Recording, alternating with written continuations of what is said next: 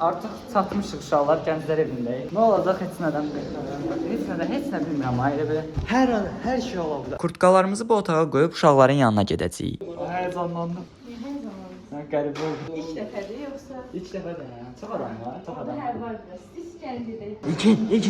Girməmiş bir dənə söz deyirəm. Bilməmiş bu bizim işimizdir uşaqlar. Bizim işimiz. Çox həyecanlıyam. 40-50 nəfər deyirlər bu. Gözə bırak. Girmə görürsən. Sən gir sonra mən. Girin Tamam. Onlar istediği kadar gürlesin tek bildiğim kendimi. Bak bir de şimdi hey, adım her yerde.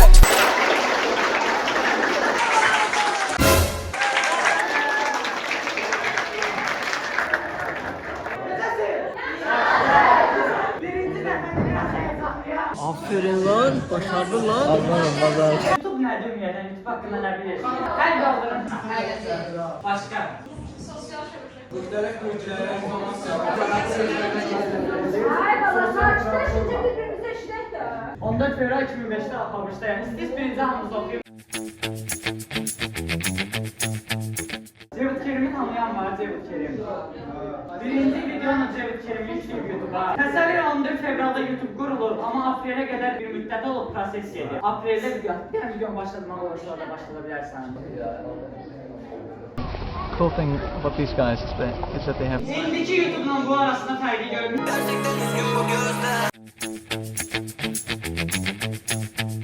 Dəyişikliyi görürsünüz də. 18 ildə nə qədər dəyişiklikdə YouTube. Türkiyədəki zərfan belə deyil, maşallah YouTube 2 hissəyə ayrılır. Türkiyədə də indi hal-hazırda 2 hissəyə ayrılır. Hamının qabağına yol dönmüşsə çıxır. Birinci yol dönmüşsə oldu ki, hər həftə bir video paylaşmaq. Amma videolar izlənəcək 200 milyon. O biri yol var, ayda bir video paylaşmaq. Üstündə çox işləyir, 20 milyon, 30 milyon izləyir. Ruhitenet kimi, Alparəndə kimi. Məsələn, Orkut digər yolu seçən adamdır. Bir ayda televizyonda baxsın. Algoritma, YouTube əslində algoritması dala atır insanı. Videonun məsələn 20 dəqiqədir. O videoya 1000 nəfər baxdı. 1000 nəfər 20 dəqiqənin 10 dəqiqədən yuxarısına baxsa, o videonu avtomatik yenidən ana səviyyəyə salır.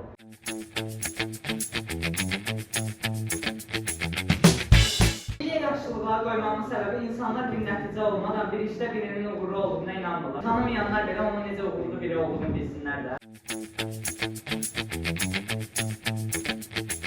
Bu arada bu adların heç birini biz özümüz yazmamışıq. Bu adları çəkib, bu adları özümüzdə çəkib deyə yazsaq birinci bu adlar gələcək. Azərbaycanda neçə dənə YouTuber saya bilərsiniz? Onlar bayram olur.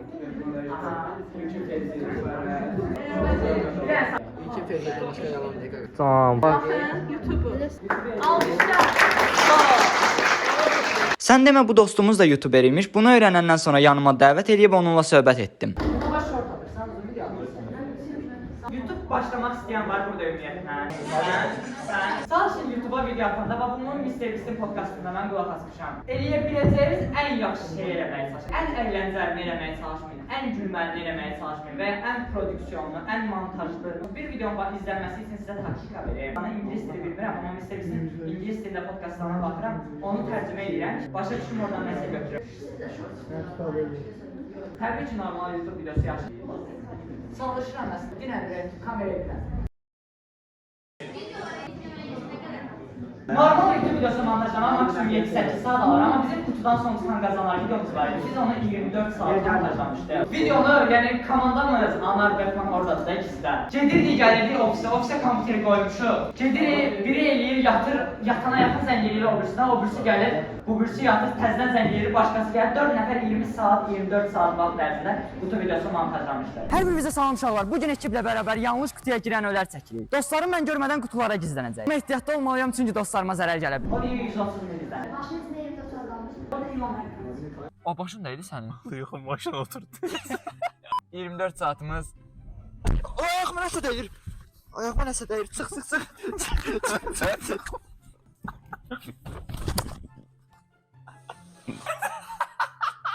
Yox, qurulu videolar çəkməmişik. Necə də soruşur, məsələn, hansı video sənə qurulu gəlir, cavabını sayır.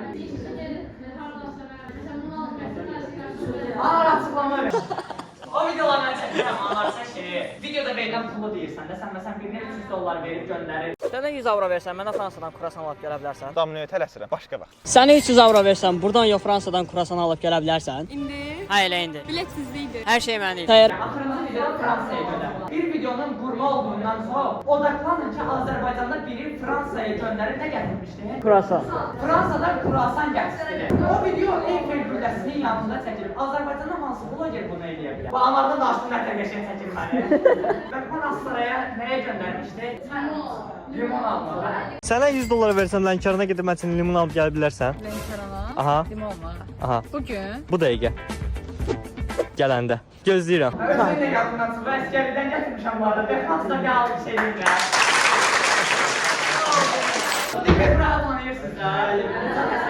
Nicatın videosu Gren videosu. 53 bin izlenip Azerbaycan'da. Ama o videonu Türkiye'de yayınımızı paylaşır. O video səfirlərəsiz montajlı belə deyildi. Canlı yayından götürüp paylaşıp o 5 milyon da özümüzdə. Yani bizim sektörün ne kadar zayıf olduğunu görürsünüz. İndi bu inkişaf niye olur? Onun hakkında da var. İt bəstəmə videosu çəkmişəm. 100 küçə iti bəstəmə. Bu videoda 100 küçə iti bəsləyəcəm. Fantastik bir rəqəmdir bilirəm, amma bunu bacaracağıq. Bu videodakı itlərin hamısının ortaq nöqtəsi küçədə olduqlarından yemək tapmaqda çətinlik çəkmələridir. Bəziləri bu videonu yüklədiyimiz vaxtda azlıq səbəbilə həyatda olmaya bilərlər. Biz də hamısının qarnını yaxşı bir şəkildə doydurmaq üçün çoxlu it yemi aldıq və bu videonu nə qədər ciddiyə aldığımızı sizə göstərmək istəyirəm. Video izlenmesi 52 milyon. Ama Mr. Beast'in çektiği 100 it sahiplendirme videosu 27 milyon 300 bindir. Sen yazmışım biz üstten 273 milyon. Onların kitlesi çok iyi. Onlar Amerika'da falan yaşıyorlar. Düz deyirsən, indiyə qədər vəziyyət elə idi, amma YouTube o qədər inkişaf eləyir ki, artıq dublaja özelliği gətirir. Məsələn, mənim videolarıma İngiltərədə London şəhərindən baxa biləcək adamlar olacaq. Çünki İngilis dilində dublaj qoyacaq bir müddət sonra. İndi komanda olaraq onun üstündə dəyişirik. Məsələn, tabut videosu çəkmişəm uşaqlar, kiminsə xəbəri var bilməm storylərdə. 10 saat torpağın altında qalmışam mən. Gecə girmişəm tabutun içinə, torpağı üstümə töküblər, 10 saat səhərə qədər orada qalmışam. O videoya dublaj özelliği verəcək, dublaj özelliği ilə paylaşıb, onun üçün xaricdən də baxıla biləcəyinə görə o video izlənəcək. Neyse, axırdayıq ki, Azərbaycanda YouTube niyə inkişaf eləmir? Ama sadece yüklenemiyor. Geride ben bu fırsatı daha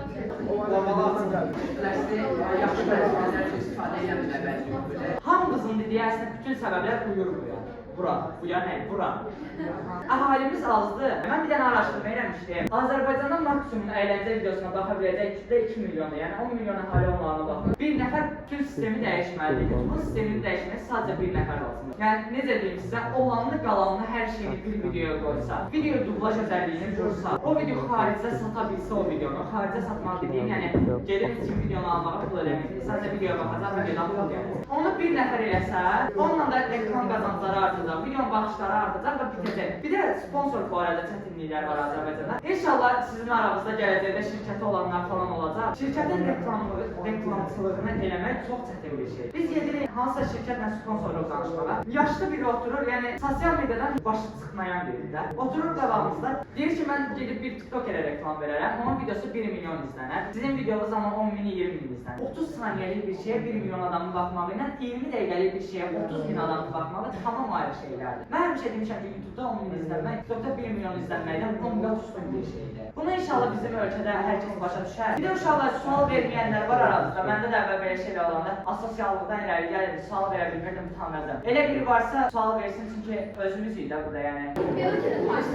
Arkada çıxdı dağlarla girmişlər. Ne özürü sən gözlətdim çünki Allah sağ olsun, başını elə sürürdü ki, sən yerlərə burada girdi. Yaxşı hazırlaşa bilmədim, ona ürəyimdə nə varsa danışdım. 3 gündür xəstəyəm. Bunu dərsə.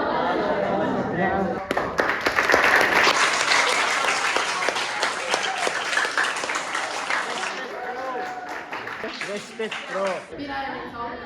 İnşallah mən 9 aya 50 abunəm olacam. YouTube'a başlayandan 9 ay sonra 50 abunə olmuşam. Amma hal-hazırda burada içəri girdim ha. İçəri girdiyimdən bu ana qədər 50 abunəm keçdiyimə garanti verə bilərəm sizə. O vaxt pes eləsəydi, bu şey deyilib, mən bazardan temalı verilişdeydi. Amma yəni həqiqətən nəyin arxasında gedəndə olur. 7-ci sinif oxuyanda təsəvvür edirəm, öz sinif yoldaşlarım belə mənə abunə olmurdular. Öz qovumlarım belə abunə olmurdu. Bizdən insanlara özümə abunə olmurdular.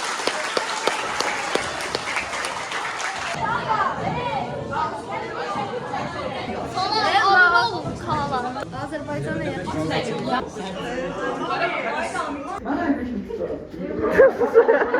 İlkin benziyor, ilkin benziyor. İlkin benziyor.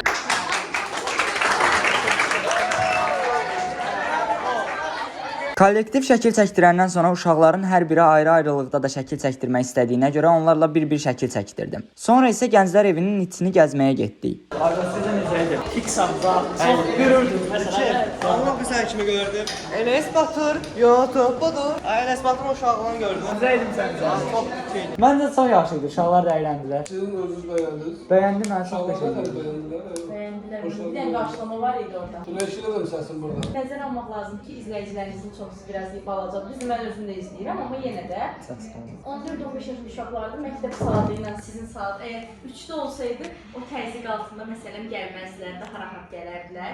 O da sizin dərs saatlarınıza görə alınmadı. Amma ona görə biz onları məktəbdən xahiş elədik. Saat problemi, paylaşım problemi oldu, amma yenə də məncə əla idi. Bir saat necə keçdi, heç xəbərim olmadı. Bütün suallar verdim, mən gözləmirdim belə, yəni zəif izləyirdim. Biz YouTuberu dəvət edən ilk məsələn Gənclər Evi biz olduq. Qaradağ Gənclər Evinə də buradan xüsusi təşəkkür uşaqlar. İlk dəfə bir YouTuberi dəvət edən Gənclər Evi oldu. Çok sağ ol. Allah razı olsun. Dostlar, indi gəlmişkən dedik ki, Qaradağ Gənclər Evində içərisini gəzək, görək nələr var. Hə, deməli bura bizim fashion clubdır. Burada məsələn gənclərimizin öz belə deyək ki, tasarımları var. Hansı ki bunların hamısının özləri özəlləri ilə çəkiblər.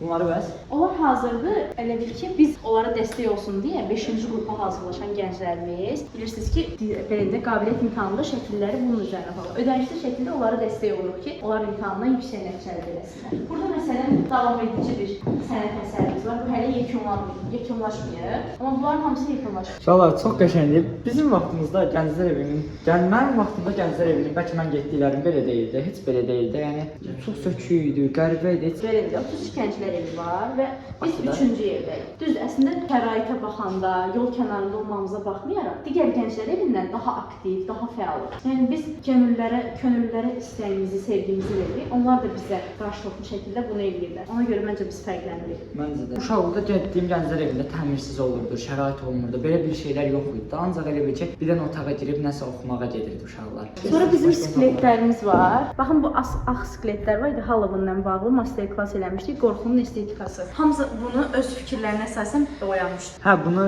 boya... Oo, çox qəşəng bir şeydir. Skelet Orada boyaması. sizdə biri var. Bu qəşəngdir, akıl. O məsələn köylümüz eləyir. Dostlar, ilk dəfədir bir dənə Gənclər Evində PlayStation görürəm. Yəni heç bir Gənclər Evində olacağını bilmirəm. Xidmətə getməlidə oturub burada PlayStation oynayır. Xanımın öz elədiyi Mənə aiddir. çox qəşəng əlləriniz sağlık. Bizim kitabımızdır. Mən düşünürəm ki, müəssisəmizin ən gözəl işıq alan yeri burada. Yəni burada hər nə qədər adlı kitab klubu olsa da, əsasən burada biz konsultasiyalar edirik.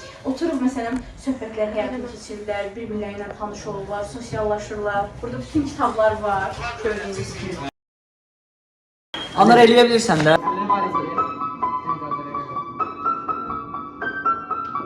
Qəşəng ana. Max budur bura. Mən bilən hər şey yaxşı olacaq. Hərbiyə gedəndən sonra ilki çox dəyişdi. Amma sən niyə dəyişmən lay bura? Könüllülər otağına da baxaq uşaqlar sonra gedəcəyik. Çünki Fətman həqiqətən əskəriyə gecikir. Hər otağdan da bir nəfər çıxır. Hər şey burada bilirlər. Bir də gəlmişkən rəsmi edəcək oynayaq. Sən komandir mənə gözləyir, var oyunda. Çok düz oldu. Ali onu götür de Ali. Oyun gec. Uşaqlar Jengamızda oynadıq. Məncə bu qədər bəs edəcək. Çıxaq yavaşdan çox qaldıq. Belə saxla istəyirsən.